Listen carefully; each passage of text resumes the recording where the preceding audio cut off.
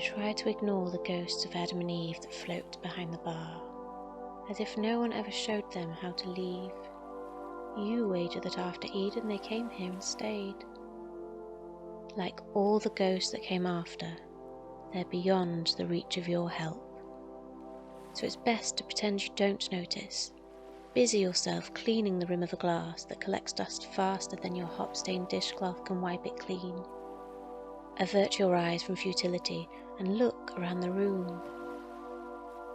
to the little islands of lost souls, 1, 2, a table, where a lady feeds trail mix to a dead budgie in a matchbox, and another reads a newspaper where the ink ran in the rain, and a third smokes the wrong end of a cigarette, whilst a fourth watches on and fails to point out her error.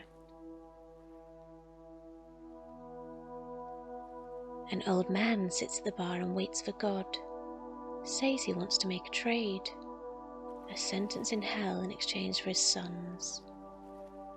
And whilst you tell him that God doesn't come by here, tell him every day the same thing, the old man asks simply where else he's meant to wait. And in that endless exchange, you pour him another drink. Yet no answers lie at the bottom of this glass. But there's always the next.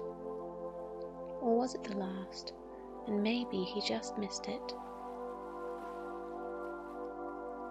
You ponder this whilst two men argue in the corner about whether a particular star in the sky still exists.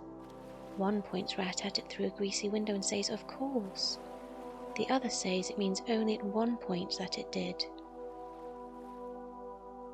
And you think about that sign you put above the urinal in the gents that says, "The universe is a big enough place for two people to disagree and both be right."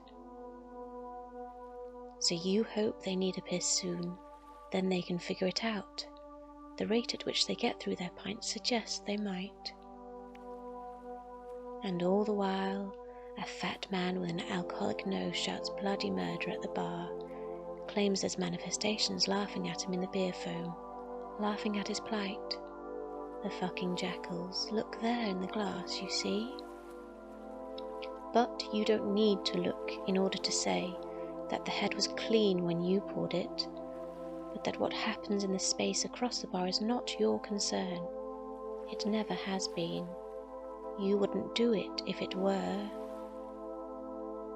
So your attention turns to a kid that slaps the buttons of a fruity, dreams of threes you know will never line up, crisp dust fingers on the glass, whilst Dad talks politics to an ashtray, and Mum asks why they don't play music here.